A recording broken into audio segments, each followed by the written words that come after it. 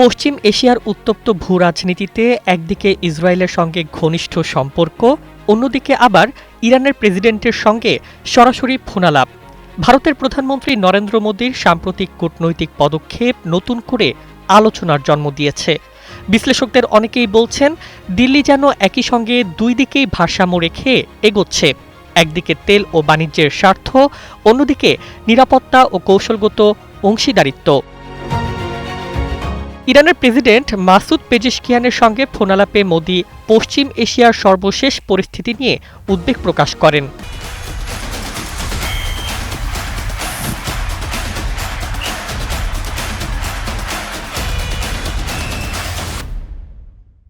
একই সঙ্গে যুক্তরাষ্ট্র ও ইরানের চলমান কূটনৈতিক সংলাপকে স্বাগত জানিয়ে তিনি আশা প্রকাশ করেন, এই আলোচনা অঞ্চলে দীর্ঘমেয়াদী শান্তির পথ তৈরি করবে। তবে পুরো আলোচনার সবচেয়ে গুরুত্বপূর্ণ বিষয় ছিল হরমুজ প্রণালী।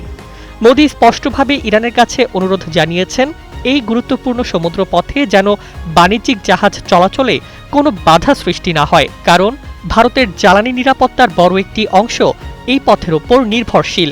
দেশটির প্রয়োজনীয় অপরিশোধিত তেলের প্রায় 40% এবং প্রাকৃতিক গ্যাসের প্রায় অর্ধেকই হরমুজ প্রণালী দিয়ে ভারতে পৌঁছায়।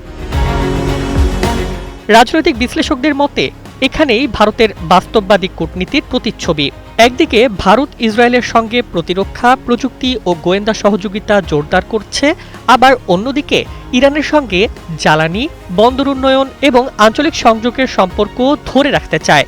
ফলে নয়াদিল্লি প্রকাশ্যে কোনো পক্ষের বিপক্ষের অবস্থান না নিয়ে দুই দেশের সঙ্গে সম্পর্ক বজায় রাখার কৌশল অনুসরণ করছে।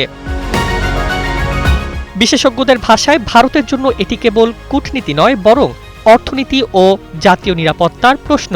মধ্যপ্রাচ্যে বড় ধরনের সংঘাত দেখা দিলে সবচেয়ে বেশি ঝুঁকিতে পড়তে পারে ভারতের জ্বালানি সরবরাহ, আমদানি ব্যয় এবং সামগ্রিক অর্থনীতি। তাই সংঘাত নয়, স্থিতিশীলতাই এখন দিল্লির সবচেয়ে বড় অগ্রাধিকার। এ কারণেই ইসরায়েলের সঙ্গে ঘনিষ্ঠতা বজায় রেখেও ইরানের প্রেসিডেন্টকে ফোন করেছেন মোদি। কেউ কেউ একে রসিকতার ছলে বলছেন, সাপের গালে চুমু, ব্যাঙের গালেও চুমু। তবে কূটনৈতিক ভাষায় এটি ভারতের বহুদিনের স্ট্র্যাটেজিক অটোনমি বা ভারসাম্যপূর্ণ পররাষ্ট্রনীতিরই প্রতিফলন, যেখানে জাতীয় স্বার্থই শেষ কথা। নিউজ ডেস্ক, একুশে টেলিভিশন।